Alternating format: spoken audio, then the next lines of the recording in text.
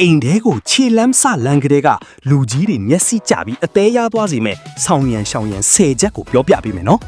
ပထမဆုံးအချက်ကတော့ရောက်ခမအိမ်ကိုသွားတဲ့အခါလက်ပလာနဲ့လုံးဝမသွားပဲလူကြီးတွေကြိုက်တတ်မဲ့မုံဒါမှမဟုတ်တစ်တီးတစ်မျိုးမျိုးလက်ဆောင်ဝယ်သွားဖို့မမေ့ပါနဲ့ဒီလိုအသေးအဖွဲလေးကပဲတင့်ကိုလူကြီးမိဘတွေအပေါ်ဂယုစိုက်တတ်တဲ့သူတယောက်အဖြစ်ပထမဆုံးအထင်ကြီးသွားစေမှာပါဒုတိယအချက်ကအိမ်ထဲရောက်တာနဲ့လူကြီးတွေကိုရိုးရိုးတီးတီးနှုတ်ဆက်ပြီးခွင့်ပြုချက်ရမှနေရာထိုင်ခင်းမှာဝင်ထိုင်ပါအနေအထိုင်အမှုအရာယဉ်ကျေးပြော့ပြောင်းနေတာကတင့်ရဲ့မိသားစုနောက်ခံနဲ့အဆုံးအမကောင်းမှုကိုအလိုလိုပြသရာရောက်ပါတယ်တတိယအချက်ကတော့ကိုယ့်အိမ်မှာလိုတတ်တော့တတ်တာလုံးနဲ့ပေါ်ပေါ်ပါပါအဝတ်စားတွေထက်တပ်ပြက်ပြီးယဉ်ကျေးတဲ့ဝတ်စုံကိုရွေးချယ်ဝတ်ဆင်သွားဖို့ပါအဝတ်စားကတင့်ရဲ့ပင်ကိုယ်စရိုက်ကိုဖော်ပြနေတာမို့လူကြီးတွေမြင်စိတ်ချမ်းသာစေမယ့်ပုံစံမျိုးဖြစ်ဖို့လိုပါတယ်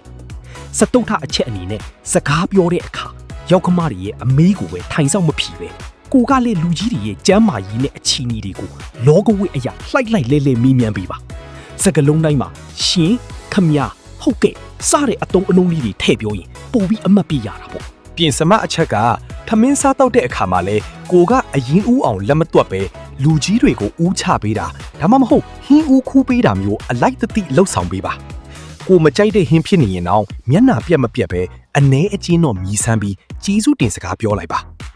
6တမအချက်ကတော့ကိုရဲ့ချစ်သူဒါမှမဟုတ်အိမ်တောင်ဖက်အပေါ်မှာလူကြီးတွေရှိတင်အရန်ကြီးချွဲနှွေးပြတာဒါမှမဟုတ်အမိန်ပေးစေခိုင်းတာမျိုးကိုလုံးဝရှောင်ကျဉ်ရပါမယ်လူကြီးတွေကသူတို့သားသမီးကိုဘလောက်တန်ဖိုးထားခယူးဆိုင်တယ်လဲဆိုတာကိုပဲတိတ်တဆိတ်အကဲခတ်နေတတ်လို့ပါ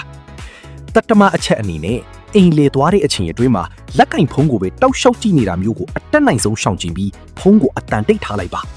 လူကြီးတွေနဲ့စကားလက်စုံမပြတ်ပဲအာယုံစိုက်ပေးတာကသူတို့ကိုလီးစားရရောက်တယ်လို့ရင်းနှီးမှုကိုလည်းမြန်မြန်ရစီပါတယ်အထမအချက်ကအိမ်မှာဝီယာဝစ်စာလုပ်เสียရှိရင်ကိုကအစင်သိမ့်ဖြစ်နေကြောင်းပြတဲ့အနေနဲ့ဟင်းကူချတာပကန်းကူသိမ်းတာမျိုးကိုမီးညမ်းပြီးဝိုင်းကူလှုပ်ဆောင်ပြီးပါလူကြီးတွေကအားနာလူမလှုပ်ခိုင်းရင်တော့တင်းရဲ့အလိုက်တိတက်တဲ့စိတ်ထားလေးကိုတော့အမှတ်အပြည့်ပြီးသွားမှာပါနဝမအချက်ကတော့ကို့အကြောင်းဒါမှမဟုတ်ကိုမိသားစုအကြောင်းကိုဂုံဖော်ပြီးအလုံးအကျုံပြောဆိုတာမျိုးထက်နှိမ်ချတဲ့အတုံးနှုံးတွေကိုတုံးဆွေဖို့ပါကိုယုံကြည်မှုရှိတာကောင်းမိမယ်လူကြီးတွေရှိမှာတော့ယူသားအီးစီးတဲ့ပုံစံလေးကပို့ပြီးအချစ်တော်ဖြစ်စီပါတယ်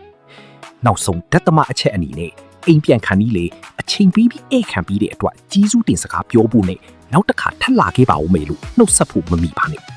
ဒီလိုနွေးထွေးတဲ့နှုတ်ဆက်ခြင်းကပထမဆုံးအချိန်တွေ့ဆုံခြင်းကိုပြီးဆုံးသွားစီပြီးတင့်ကိုသဘောကျနှစ်သက်စီမှာအသေးချပါပဲ